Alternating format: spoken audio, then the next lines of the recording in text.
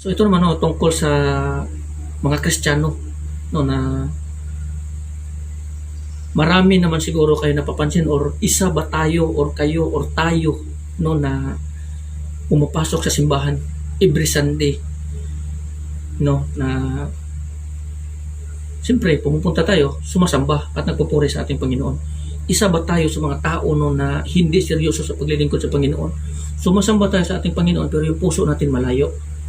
Isa ba tayo dyan? So kung isa tayo, lagi nating tatandaan, kung ganito yung nangyayari sa atin na hindi tayo magsiseryoso sa ating Panginoon, pumupuri tayo sa Panginoon, sumasamba tayo sa Panginoon, nagdasal tayo sa Panginoon, pero wala sa ating puso yung ating ginagawa, yung paglilingkod sa ating Panginoon, ano mangyayari sa atin? Totoo ba yun? Para natin siyang niloloko ng harap-harapan.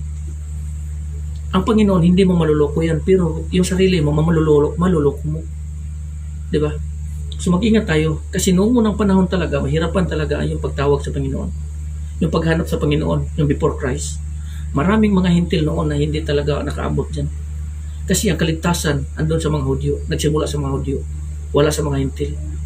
Yung pahirapan, yung ngayon, magpasalamat tayo ngayon sa ating Panginoong Kristo. Kasi sa pamamagitan ng ating Panginoong Kristo, pinadala ng ating Panginoon ang kanyang bugtong anak ating Panginoong Kristo to save people. Sa pagkamatay niya din sa krus, para tayo ay magkaroon ng daan patungo sa ating Ama. Kasi sinasabi ng ating kasulatan, sinasabi dito na dito sa mundong ito, ang Diyos ang Ama, walang ibang pangalan na binigay dito sa mundong ito sa mga tao na isang ikaliligtas ng mga tao, kundi ang ating Panginoong Kristo. So kailangan pipiliin natin, hindi yung pupunta lang tayo doon na para bang may pinuntahan ka lang na makita yung crush mo, yung hinahangaan mo, crush mo, girlfriend mo, tapos para lamang makita kayo sa mga tao na matuwid, nagsisimba, na kunwari relihiyoso kayo, pero yung puso nyo marumi. Pag ganyan yung iniisip natin, wala yung puso natin marumi. Kaya nga sinasabi ng ating Panginoon, di ba? Ako ang Panginoon sa Mesiyas at sa isip at puso ng tao. Walang matatago. Kasi ang sinasabi dito sa kasulatan, God is omnipotent and omnipresent. Kahit saan siya, kahit saan, andun yan sa iyo. Kasi ang Diyos, naghahari nandito. Hindi yan paghari na makikita sa ating mata, kundi nandito sa atin ang paghahari ng Panginoon. Kaya nga sinasabi ng ating Panginoon mahahanap nyo ako sa tuwing buong puso nyo akong hahanapin. Ganun yung sinasabi ng ating Panginoon. Kaya nga sinasabi niya, di ba, kung magdasal ka, pumasok ka doon sa loob ng iyong kwarto, ng bahay mo, takpan mo yung bintana at saka yung pintuan. Magdasal ka doon sa ating Panginoon na nasa langit, na hindi nakikita. At siya na tumitingin sa iyo, tumitingin sa atin o sa iyo na ginagawa mo, tumitingin siya sa iyo na ginagawa mo yung pagdasal, magbibigay sa iyo ng ganti, didinggin ka. Huwag kayong tumulad dyan sa mga tao, dyan sa mga tabi ng daan, tirik ng kandila, nagdasal, o saan man nakikita sa mga tao. Lagi niyong tatandaan, ang tawag niya sa ganyan, hypocrisy. Hypocrites. Yun yung mga taong pakitang tao lamang para makita sila na matuwid. Hanapin natin ang Diyos kung saan kinalulugdan tayo.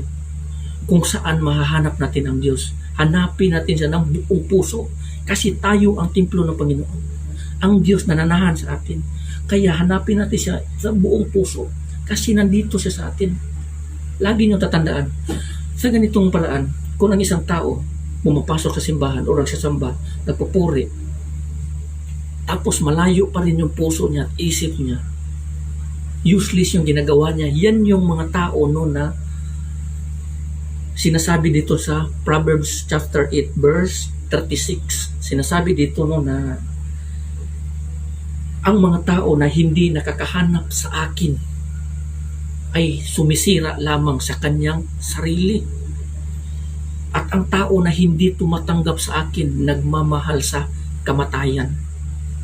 So, sa sinabing ito, maraming mga tao na sumasamba, pumapasok sa simbahan, nagpupuri, pero hindi nila tinatanggap ang Panginoon dito sa buhay nila o sarili nila.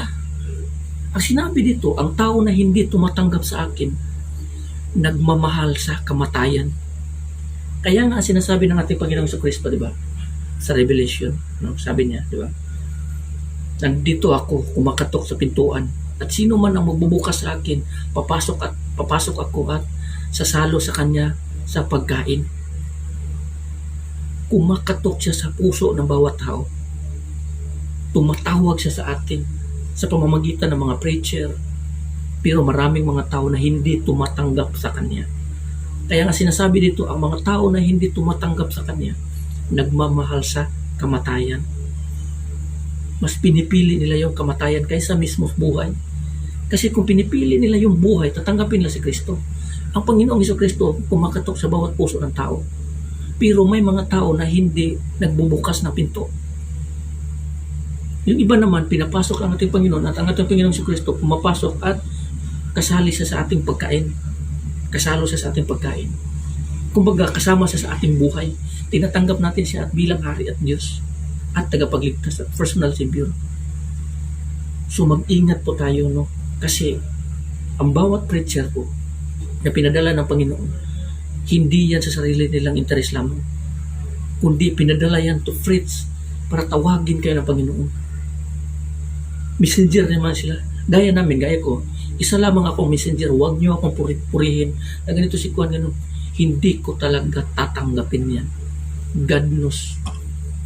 Hindi ako tumatanggap ng mga papuri. Every time na binibigay niyo sa akin yan, para bang binibigyan niyo ako ng mga, kumbaga, mga alay. O ito, inaalay ko sa iyo, mga ganito. Hindi ako tumatanggap niyan. Kasi alam ko kung ano ako, ano yung trabaho ko. Messenger lang ako, utusan lang ako. Kung may gusto kayong pasalamatan or ialay, ibalik sa Panginoon, sa Kanya niyo itiritso. Huwag niyo sa akin. Magpuri kayo, tanggapin niyo ang Panginoon, sambahin niyo siya, purihin. Tanggapin niyo ating Panginoon sa Kristo as your personal Savior. Kasi ang sinasabi dito sa kasulatan, magtiwala ka sa ating Panginoong Hesus Kristo or sumasampalataya ka sa ating Panginoong Hesus Kristo or sumasampalataya o ganun. Sumasampalataya ka sa ating Panginoon Hesus Kristo at maliligtas ka at ang iyong buong pamilya. Klaro po yun, no? Klaro po yun. Siya lamang, wag ako, wag kaming messenger. Kung kayo ay isang tao, pinupuri niyo ang isang pastor dahil nga sa ganito, ganyan sa mga nagawa niya, kahangalan po yun. Wag na wag niyo pong gagawin yan. Wag na wag. Kung pumupuri kayo dyan, nalilin lang kayo. Kung yung pastor naman, nagpapuri naman, tumatanggap din naman ng mga papuri sa bawat tao, at kayo naman, patuloy rin itong pariho kayo, ikaw na nalilin lang ng iyong pastor at ang iyong pastor naman nalilin lang ni Satanas at kayong dalawa nalilin lang kayo ni Satanas sa kanyang kapangyarihan. Kasi ang kasulatan dito, ang sinasabi ng ating Panginoon, kawawa kayo kung ang mga tao nagpupuri sa inyo. At sinasabi din dito sa ating kasulatan sa Lucas 16 verse 15, ang iniisip ng mga tao dito sa mundong ito na mahalaga ay kasuklam-suklam sa paningin ng Panginoon. Kayo yung mga tao na nagpakamatuwid sa paningin ng mga tao, pero alam ng Diyos kung ano ang nasa puso niyo. Kasi ang iniisip ng mga tao dito sa mundong ito na mahalaga ay walang halaga or kasuklam-suklam sa paningin ng Panginoon. Kung yung mga bagay na yan, iniisip nyo na mahalaga yan, treasure yan sa inyo, na pagpapuri kayo, sa harap o sa paningin ng Panginoon, kasuklam-suklam po talaga kayo. Kaya nga, sinasabi ko sa inyo, no, huwag kayong pumupuri sa tao. Never nyo rin gawin na purihin kayo ng mga tao, gumagawa kayo ng good deeds, tumutulong kayo sa kapwa nyo, pero nagpapuri kayo, pinupuri kayo, tinatanggap nyo naman, ginagawa nyo lamang ito para purihin sa mga tao, para makita sa mga tao na matulungin kayo. Sa puso nyo, alam ng Diyos yan. Iniisip nyo na gumagawa kayo ng kabutihan sa paningin ng Panginoon, pero kasuklam-suklam kayo sa paningin yan. Basahin nyo po dito sa Matthew chapter 6 verse 1 to 8. Klaro po yun doon kung paano ka magbibigay ng tulong na ang Diyos ang siyang pupurihin at ang Diyos ay magbibigay sa iyo ng ganti. Yun yung tamang paraan ng pagbibigay ng tulong. Kahit nga kung ikaw halimbawa magpipista ka, birthday celebration mo, pista or birthday celebration or kahit anong celebration mo, wag lang yung magpista ka sa mga revolt or mga celebration mo lang. Yung i-invite mo, wag yung mga kamag-anak mo na mga mayayaman. Ang i-invite mo raw, yun yung mga tao na hindi na talaga makabawi sa iyo ng ganti. Yung mga pulubi, yung mga byuda, yung mga mahihirap talaga. Hindi sila makabalik sa iyo ng ganti at ang Diyos ang siyang magbabalik sa iyo ng ganti. Kasi kung ang imbitahin mo, yung mga mayayaman mo kamag-anak, sila, pag may celebration, iimbitahin ka rin sa ganun na paraan, nakabalik sila, kumbaga nakabawi sila agad. Unlike kung yung mga tao na hindi talaga makabalik sa iyong kabutihan, ang Diyos ang siyang magbabalik para sa iyo, galing sa kanila. Kasi sila, yung mga mahihirap na yun, hindi yan makaganti sa iyo. Ang Diyos ang siyang magaganti sa iyo. Ganun ang itinuturo ng ating Panginoon sa magandang asal. Asal na relihiyoso. Kasi dito sa mundong ito, may asal din na sinusunod ang mundo. Invitahin mo rin yung mga kamag-anak mo, ganito, ganyan, sa lahat. Pero iba yung inuutos sa atin ng ating Panginoon na spiritual na utos o salita ng ating Panginoon or asal, magandang asal. Kaya ito ang susundin natin. No? To be holy. Kasi itong lahat ng ito, sa simpleng pagsunod mo lang sa kalooban ng Diyos, sa salitaan ng Diyos, ikaw ay nagiging masunurin. At dahil dito, magiging matuwid ka sa paningin ng Diyos. Hindi ka magiging pasaway. Iwasan po natin magiging pasaway. Kasi pagbabayaran po natin yan ng buhay ng dating ng araw. So hanggang dito na lang na maraming salamat and God bless everyone. Amen.